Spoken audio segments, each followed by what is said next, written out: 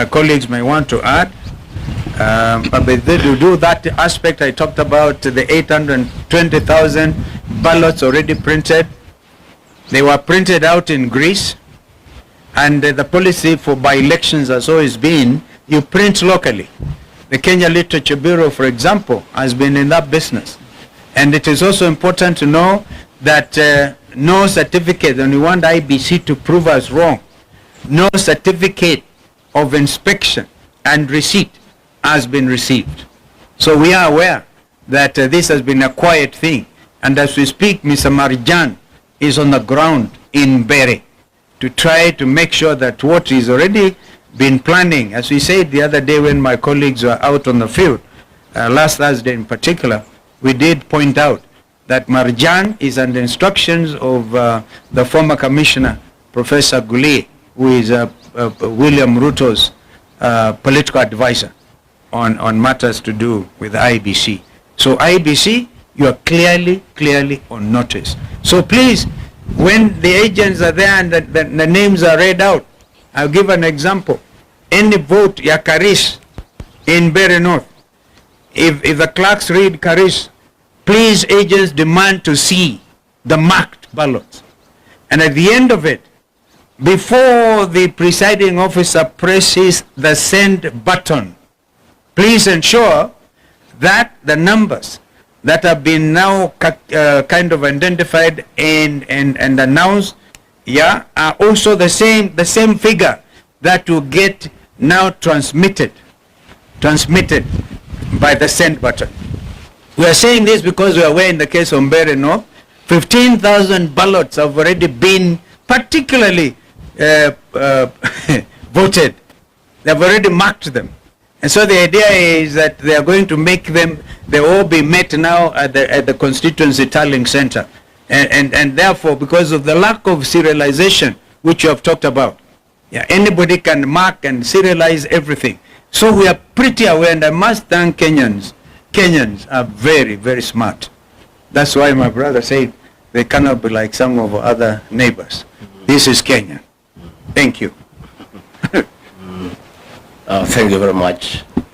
It is now very clear to us and to the people of Kenya that IBC is totally compromised, and we are happy that this has been confirmed this early, because had this not been confirmed this early, they could have duped Kenyans that they can supervise and pretend over the general elections.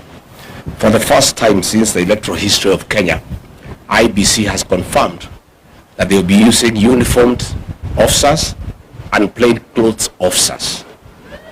Those plainclothes officers is a tool for ballot stuffing. IBC has given ballot papers to government agencies that have been pre-marked, and the officers in civilian, their work is to figure out how to get the pre-marked ballots into the ballot box. In Bere, for example, Bere North, 15,000 pre-marked ballots are being distributed now in a hotel 2 kilometers from Ebu town, where Kindiki is supervising. And these officers have been instructed to go to the polling stations, some pretending to be agents, others to be observers, others to be keeping security.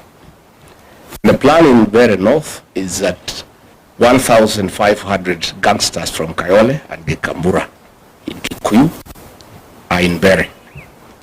And their mission is to create chaos outside the polling stations so that the police officers inside can create more chaos, pretending to be agents.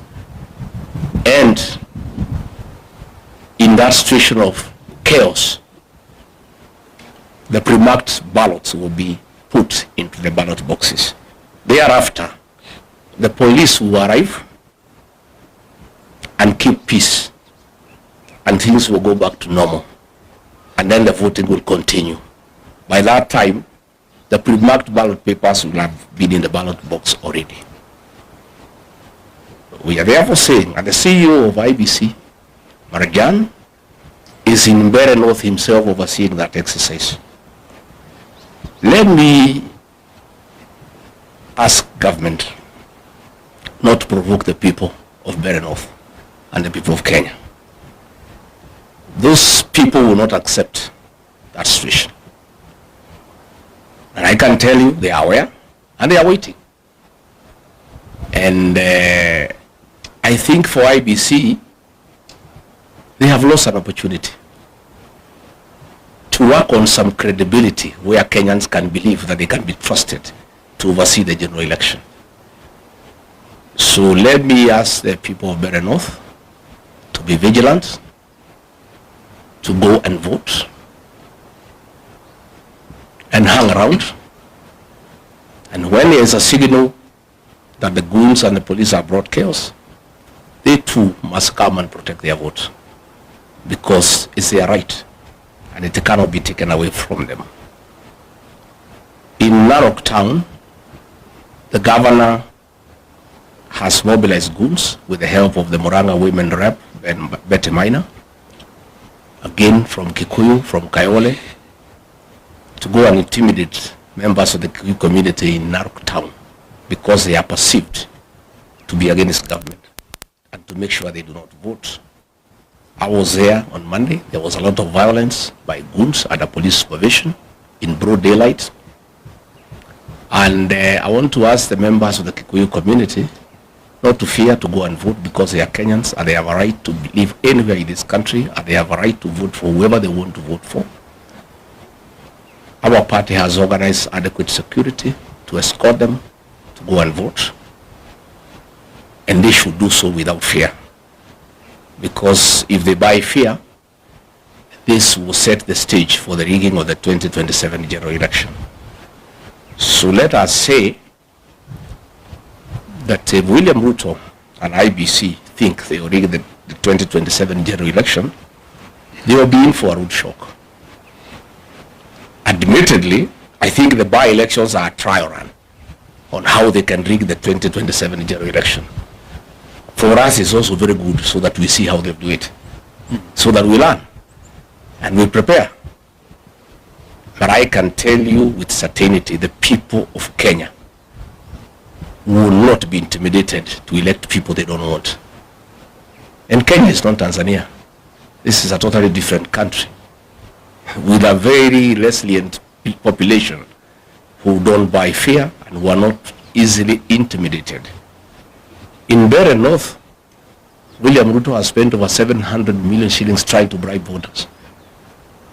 And on the eve of the closure of the campaign period, the people of that area were through with that money. They want to go and vote their men, and that is why now they want to stuff the ballots. And it will not work, and it will not happen. And it is wrong for government officers sitting somewhere in a hotel outside Embu to think that they can go and stuff ballots into ballot boxes where the people live. It is very difficult. It's not easy. So we want to ask IBC not to allow officers into polling stations. And we have asked our agents to demand from the presiding officer that all agents are frisked for weapons. Nobody is supposed to carry a weapon inside a polling station unless it's an officer who is uniformed. Anybody else, whether you are an agent, whether you are an electoral official, you cannot carry a firearm inside the polling station.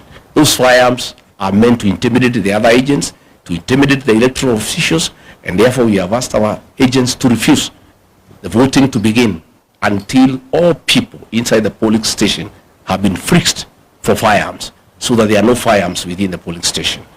And I think once that has happened, voting should go on, and the counting should go on, and whoever has won should be announced. We have asked the people of Mbeere North, after voting, all of them to proceed to the tallying center in Chicago, so that they can protect their vote. Because we cannot agree a few police officers organized by government to intimidate an entire population. It is not acceptable. It cannot happen. But the most annoying thing is that IBC has the guts to print ballots and give them to government. It's so sad. And they expect anybody to believe they can carry out a free and fair general election. They are going to set this country on fire. If those ballots are introduced tomorrow across the country successfully, because Kenyans will know, because the agents will be there, the police will use force, those activities will be recorded, and it comes to the attention of the people of Kenya that IBC with the government want to introduce ballot papers that are pre-marked. Kenyans will be ready. And it will not be easy. And they will set this country on very, very, very serious tension for the next 2 years. I can tell you with certainty that if they try the rigging of these by-elections, this country will be on political mood from tomorrow up to 2027, and no work will be done in this country. People will be agitated, people will be angry, and people will not accept that a government can enforce, can force leaders on them. So let me ask the people not to fear, not to be intimidated, to go out and vote and protect the vote. They must remain vigilant under all circumstances, no matter the threats, no matter the level of intimidation. This is our country. We have no other country to go to, and the right to vote is absolute, and it must be protected under all circumstances. Thank you. Thank you.